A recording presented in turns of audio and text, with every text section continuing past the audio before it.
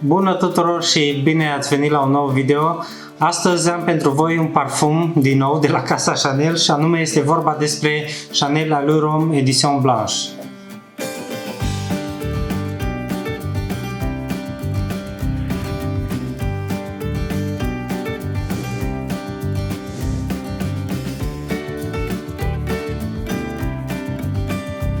Allure Homme Edition Blanche a fost lansat inițial în anul 2008 în varianta Eau de Toilette. Între timp i s-a schimbat concentrația în Eau de Parfum. Eu am Eau de Parfum. Am această sticlă de 150 de ml și sunt foarte bucuros cu decizia pe care am luat-o cu câțiva ani în urmă atunci când l-am achiziționat, întrucât este un parfum foarte plăcut și foarte drag mie. Este singurul parfum din linia Allure Homme pe care eu îl plac. Le-am încercat pe toate și nu sunt fanul niciunuia dintre celelalte. Am adus și acest Serjoff Kobi, întrucât personal îl consider pe acesta varianta sau alternativa de nișă mai rafinată, un nivel sau mai multe niveluri peste Edition Blanche. Așa că da, dacă aveți ocazia să-l încercați, dacă cumva sunteți fanul lui Allure Homme Edition Blanche și vreți să încercați ceva mai interesant și mai bun, după părerea mea, și mai plăcut, vă recomand Serjoff Kobi.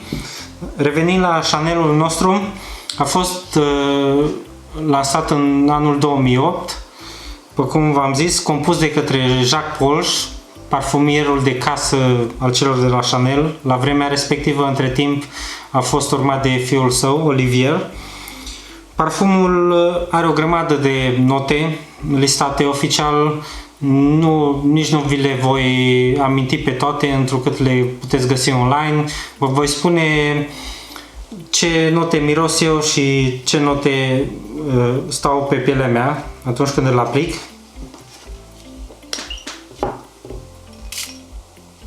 Atomizoarele acestor sticle de la Chanel sunt foarte bune. Întotdeauna îmi provoacă niște sentimente foarte plăcute atunci când miros acest parfum și mă bine dispune, întrucât are această deschidere fresh. Este foarte complexă deschiderea acestui parfum. Eu pot să miros acea lămâie. Este o lămâie poate un pic artificială, nu este cea mai natural mirositoare notă de lămâie pe care am întâlnit-o în parfumuri. Parcă se simte un pic de chimical așa în el. În schimb, este acompaniată de această notă de piper. Sincer, la început, dacă mi-ai fi dat să îl miros în blind, fără să știu notele, nu aș fi detectat această notă de piper, întrucât nu este foarte, foarte evidentă. În schimb, dacă te uiți pe note și ești obișnuit cât de cât cu ea, poți să o miroși. Așa că, da, parfumul se deschide cu acest amestec de citrice cu piper. Foarte, foarte plăcută deschiderea. Nu durează, cât să zic, nu știu, câteva minute și deja începe să își facă apariția nota aceasta de vanilie. Deși ea cred că este trecută în baza parfumului, mult în baza parfumului. Bine, după cum vă ziceam, printre toate notele oficiale sunt trecute și cetrul și vetiverul. Personal nu miros niciuna dintre aceste două note. La niciun moment din stadiul de viață al acestui parfum nu pot să le miros. Acesta este un parfum de tip fresh gourmand, este așa semi, întrucât multă lume îl aseamănă cu o plăcintă de lămâie, ceva de genul proaspăt coaptă, și într-adevăr poate să-ți dea această senzație, mai ales după ce trece deschiderea aceea foarte fresh și trece încet încet înspre baza parfumului, fiindcă pentru nasul meu nu are așa, nu știu, să zic niște note de mijloc foarte pronunțate, astfel încât să poți vorbi despre 3 stadii foarte diferite ale parfumului.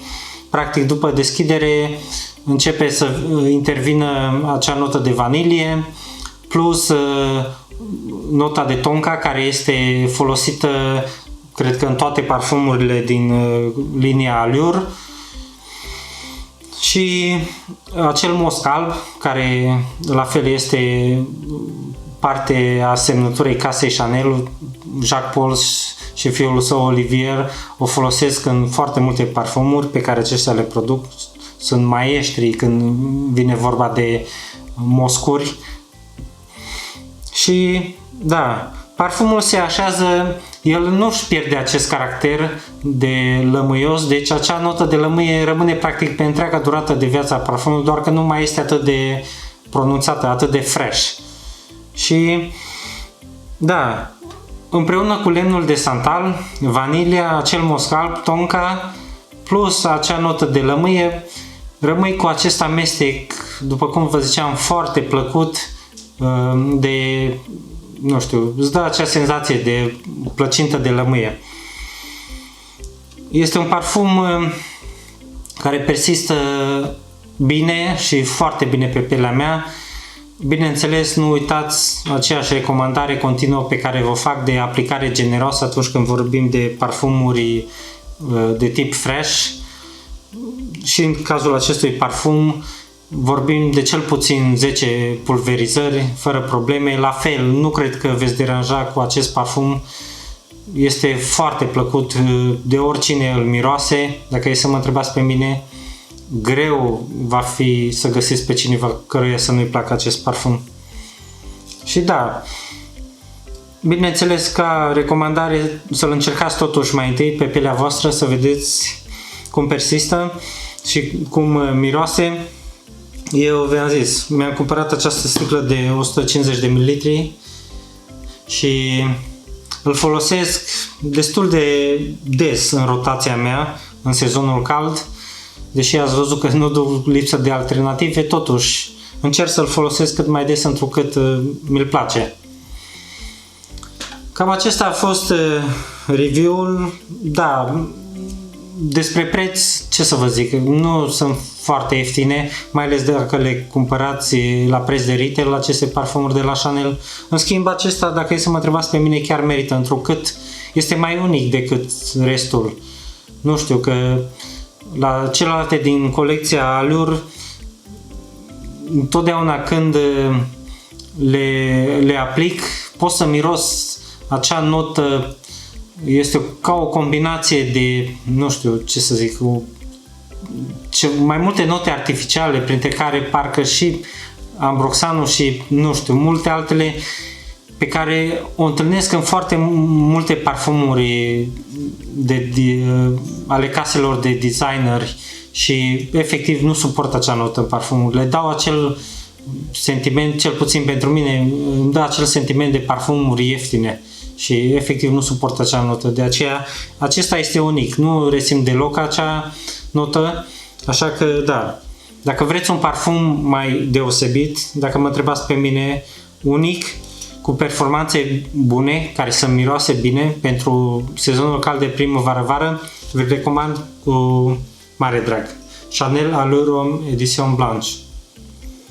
Ok, dacă v-a plăcut, nu uitați să dați un like, un share eventual și să vă abonați la canal, activați clopoțelul ca să fiți notificați atunci când voi publica următoarele videouri și nu uitați, până data viitoare încercați să mirosiți cât mai bine.